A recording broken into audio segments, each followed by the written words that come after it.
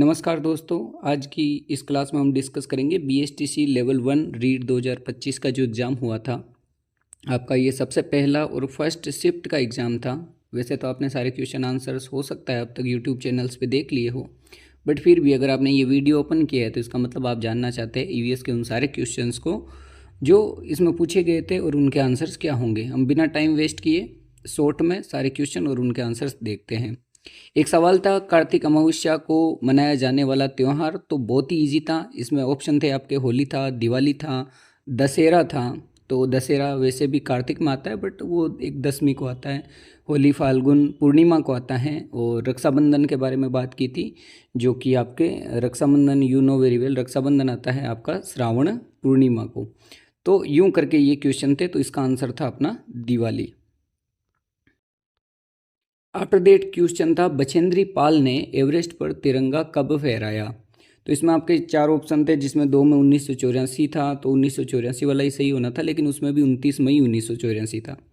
जंगली मुर्गों वाला अभ्यारण्य, तो इसमें जैसलमेर और माउंट आबू दो ऑप्शन कंफ्यूज कर रहे थे सभी बच्चों को जिन्होंने पढ़ाई की थी। तो उसमें आपका सही आंसर माउंट आबू सिरोही वाला था, जो जंगली मुर्गों के लिए प्रसिद्ध अभ्यारण्य है। राजस्थानी भाषा को लेकर आपके यहाँ पर दो सवाल थे। एक सवाल था कि राजस्थानी भाषा नहीं है, उसमें चार ऑप्शन थे, जिसमें आपको ढूंढाड़ी भी देखने को मिला, मेवाती भी, और एक ऑप्शन और था, और उसके अलावा एक मैथिली था। तो ये मैथिली जो है ये राजस्थानी भाषाओं में सम्मिलित नहीं है। फिर एक ऐसी राजस्थानी भाषा का क्वेश्चन आया था जिसमें था कि राजस्थानी भाषा है, और उसमें तीन ऑप्शन बिल्कुल अलग ही दिख रहे थे। ढूंढाड़ी अपना ऑप्शन था जो कि सही था। इसके बाद में एक बेसिक सवाल आया था कि पर्वतारोही के लिए सबसे ज़्यादा आवश्यक क्या है। तो सीधी सी बात है, जैसे जैसे ऊंचाई बढ़ती है पर्वतों पर, तो जिंदा रहने के लिए ऑक्सीजन जरूरी है। तो ऑक्सीजन किट का होना एक पर्वतारोही के लिए बहुत ज़्यादा जरूरी है। फिर था चीरने फाड़ने वाले दांत, तो ये रदनक दांत आपके होते हैं। पांडुपोल मेला कहाँ बढ़ता है। इसमें एक पंडुराई करके भी ऑप्शन था कंफ्यूज करने के लिए, बट इसका राइट आंसर है अलवर। पांडुपोल मेला जो है वो अलवर में बढ़ता है। आपकी ऋतुओं से संबंधित एक क्वेश्चन था, जूट की खेती किस ऋतु में होती है। तो इसके ऑप्शन आपको आपने देखे तो उसमें ग्रीष्म ऋतु था, और ग्रीष्म ऋतु में ही जूट की खेती होती है।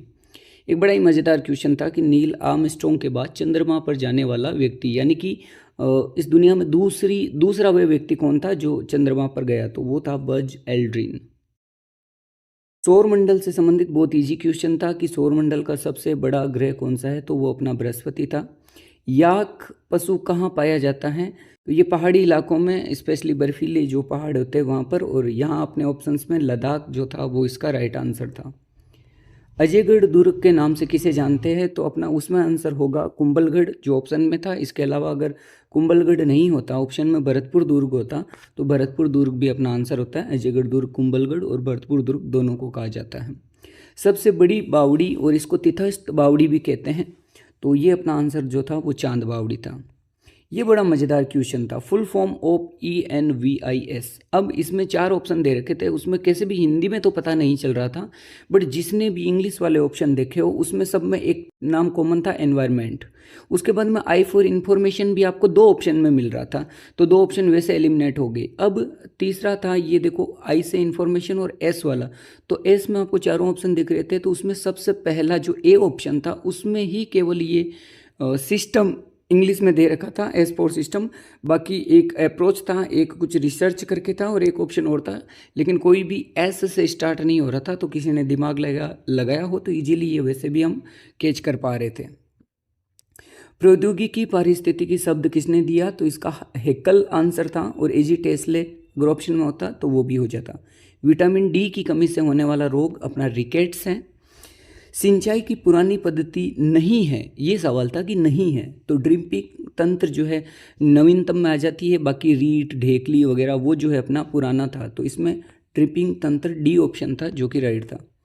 अशोक स्तंभ के शेर का मुख है। तो ऑप्शन 1 2 3 4 दिशाओं का था।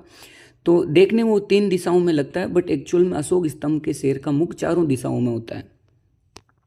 माता के भाई की माँ का आपसे क्या रिश्ता है। तो ये रिश्ता है अपनी नानी का। मम्मी के भाई अपने मामा, और मामा की माता अपनी नानी। संकड़े रास्ते का साइन है। संकड़े रास्ते का साइन आपके इस टाइप का होता है, ये बोतल जैसा। तो ये जो ऑप्शन था ये वाला आपके राइट आंसर था।